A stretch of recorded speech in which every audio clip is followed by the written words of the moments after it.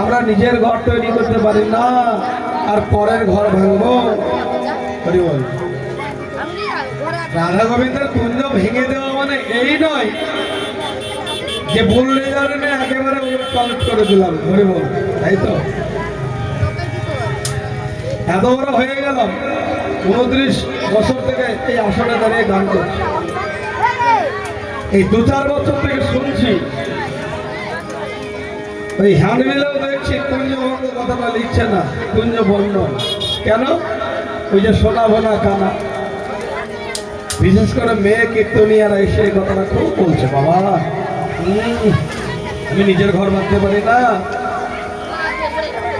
আর পরের ঘর ভাঙবো। আমি বারবার বলি যে ভেঙে দেওয়া মানে চুলে বলে উপরে ফেলে দেওয়া নয়। এখানে ধর্ম মানে হচ্ছে তাদের ঘুম ভাঙানো। কুঞ্জে যে যুগল হয়ে ঘুমিয়ে আছে সেই ঘুমটা ভাঙাতে হবে। হ্যাঁ, এটা ঠিক। কুঞ্জ বর্ণন, এটা কুঞ্জ বর্ণন কোথা থেকে এলো? যে রাধা গোবিন্দ আমার যুগল হয়ে যে কুঞ্জে ঘুমিয়ে আছে, বিশ্রাম করছে, সেই বিশ্রামটা অষ্টসখী মিলে একবার দর্শন করেছিল। কুঞ্জের বর্ণনাটা, যুগলের যে বর্ণনাটা দিয়েছিল, তাই ওটাকে কি বানিয়ে দিল না কুঞ্জ বর্ণনা। হরি বল, হরি বল। চলো, ওই যে আমার রাধা গোবিন্দ যুগল হয়ে শুয়ে আছে, কে কে দেখবে হাত তোলো। শেষ দেখা, যুগল ভেঙে গেলে আর যুগল ভেঙে গেলে আর দেখা হবে না। ওই রাখো ওগো কুসুমা সেজ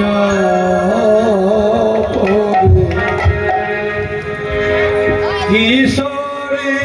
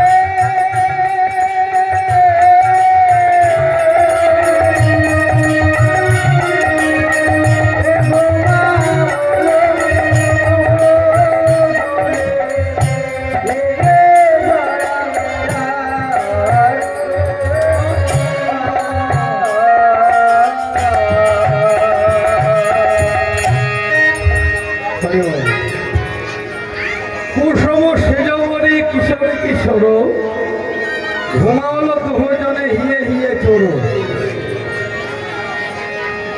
দেখুন, এই আসতে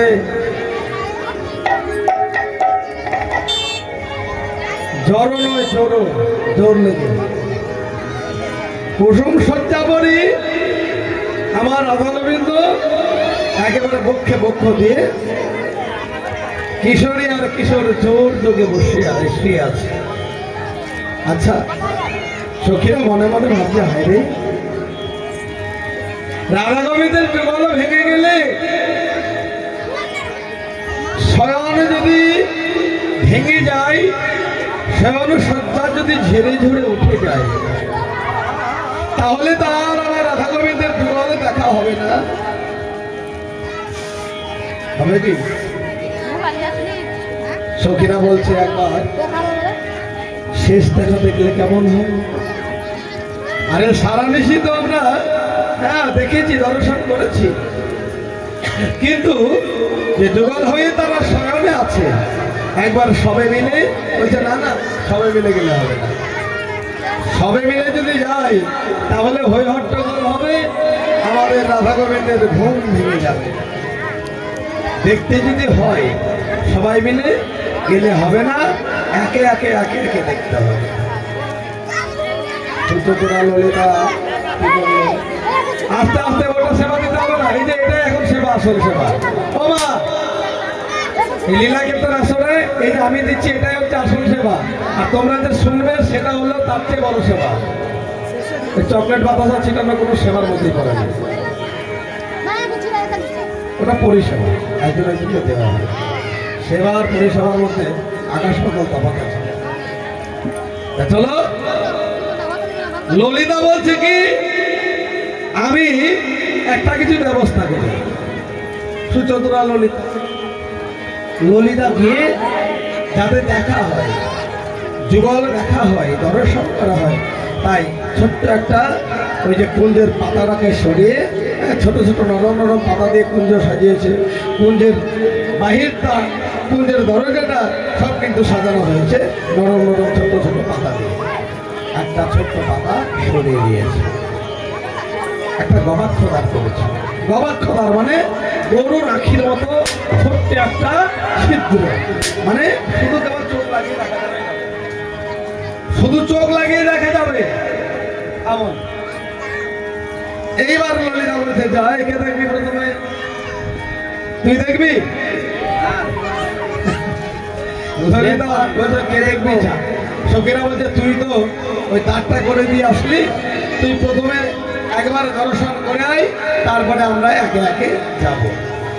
এইবার আমার ললিতা সুন্দরী ওই গবাক্ষ দ্বার দিয়ে আমার রাধা গোবিন্দের যুগল স্বয়ং সেবা দর্শন করতে দিয়েছে।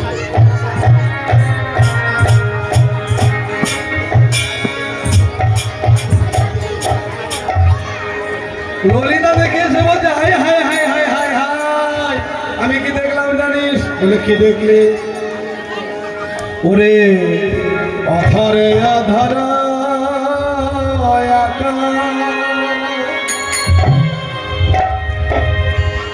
ভুজো ভুজো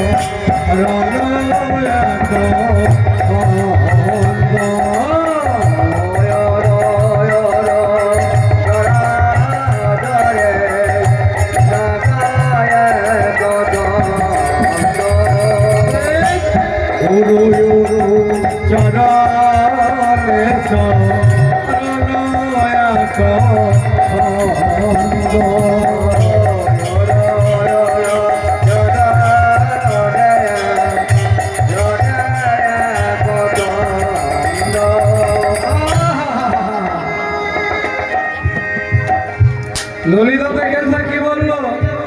ওমা বোঝা যাচ্ছে তো কিছু? অধরে অধরে মানে আমার রাধারানী আর গোবিন্দের অধরে অধরে মিশে গেছে, এক হয়ে গিয়েছে। ভুজ ভুজ বন্ধ মানে বাহুতে বাহুতে বাধা বাঁধি, উরু উরু চরণে চরণ এক ছন্দ, চার উরু যেন এক হয়ে গিয়েছে।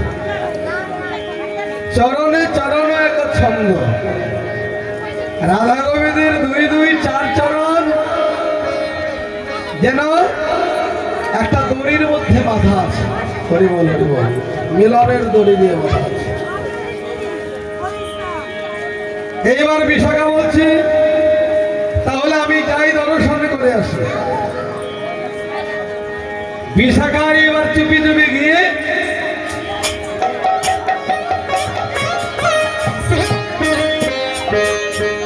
আরে এই সখী, তুই যেটা দেখলি আমি তো দেখলাম না। বিশাখা বলছে আমি কি দেখলাম জানিস? তবে শোন, কুন্দন পানা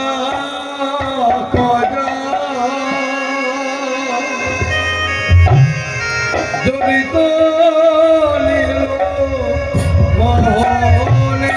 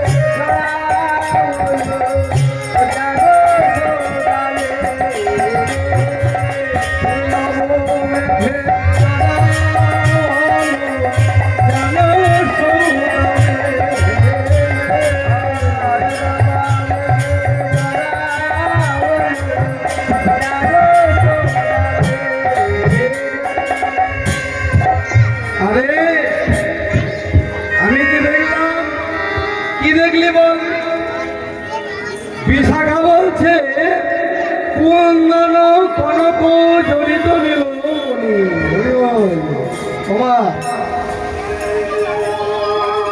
এদের মায়েদেরকে বলছি, এদিকের মায়েদেরকে এই যে পদগুলো আমি গাইছি, পদ কথা বলছি, এগুলোর অর্থ শুনবেন। এখানে দিন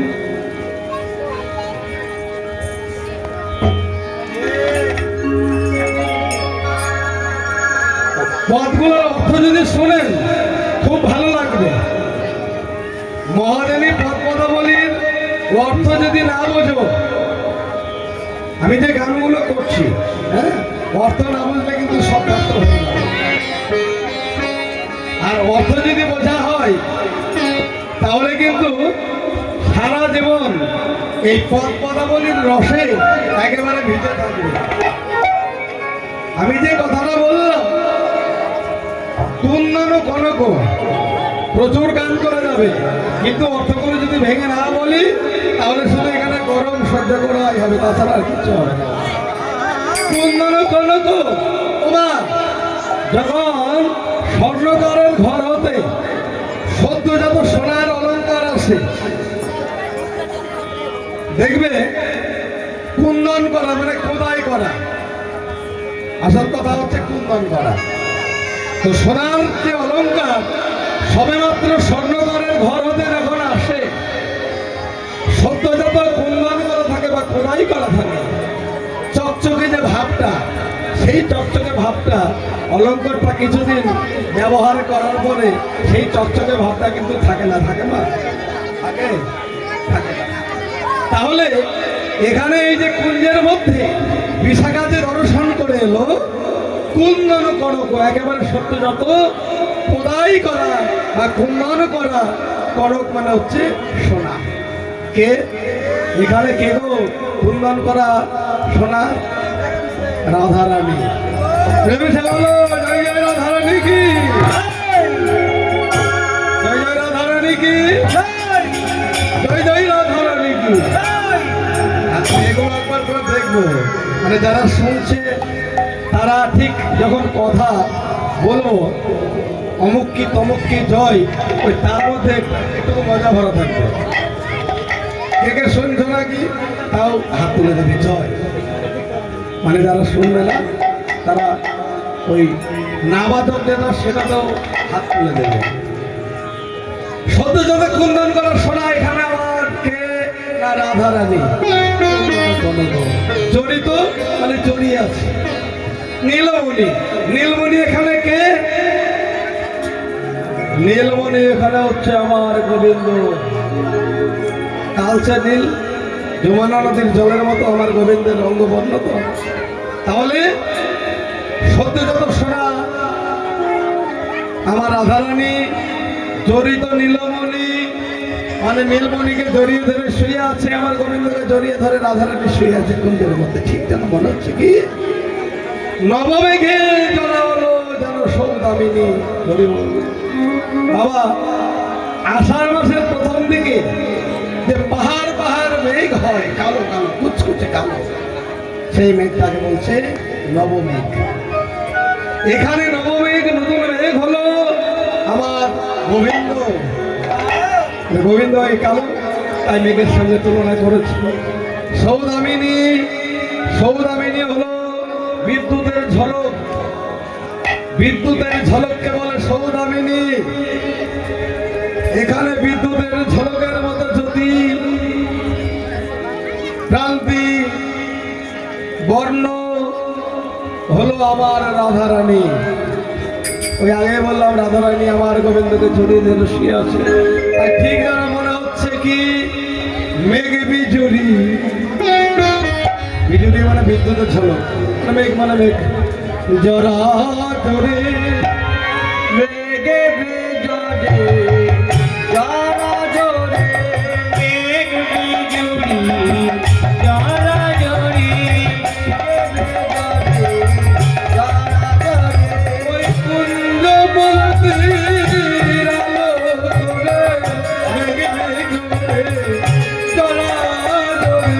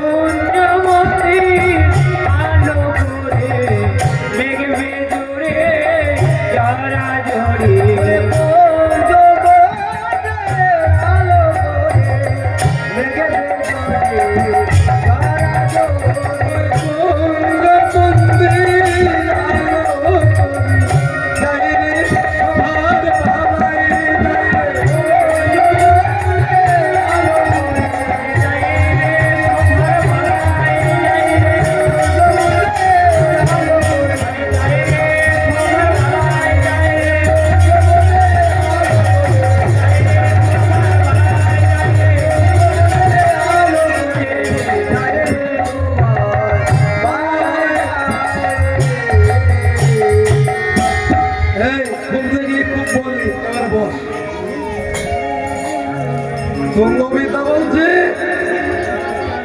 এবারে আমি একটু দেখে আসি। এই তো তুই যাবি, তুই যাবি, তুই তো অনেক লেখাপড়া করেছিস, তুই আবার কি দেখবি আর কি বলবি? চুপ কর, তোরা সব দেখিস, সব বলিস, আর আমি দেখলে আমি মুখ খুলে এটা সেটা বলিস। ভয় আছে তো, তার জন্যই বলি চুপ কর। এবারে তুঙ্গবিদ্যা, তুঙ্গবিদ্যা গুটি গুটি পায়ে সে গবাক্ষ পাহাড়ে নয়ন লাগিয়ে দর্শন।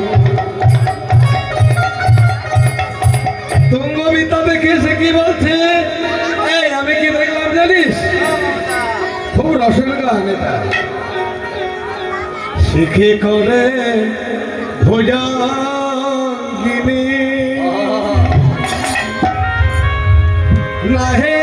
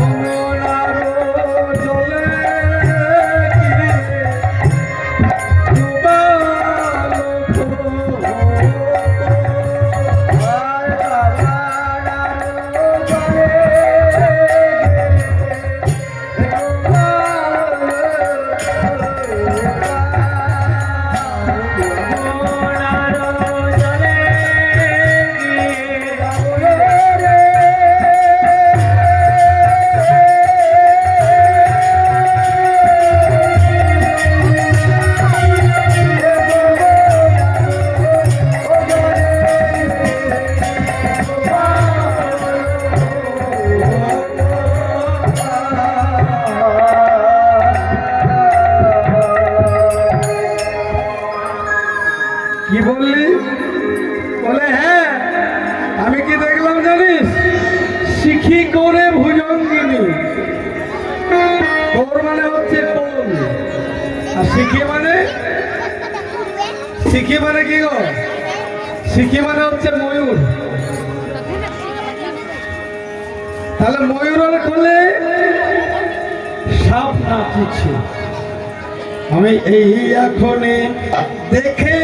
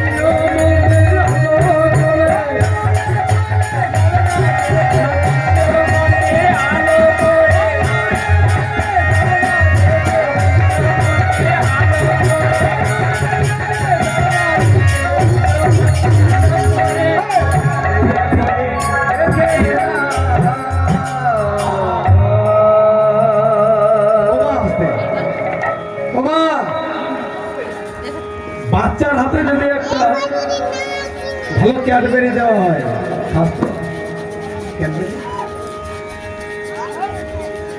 আরে তোরে করেছি মুই ক্যাডবেরি খাস,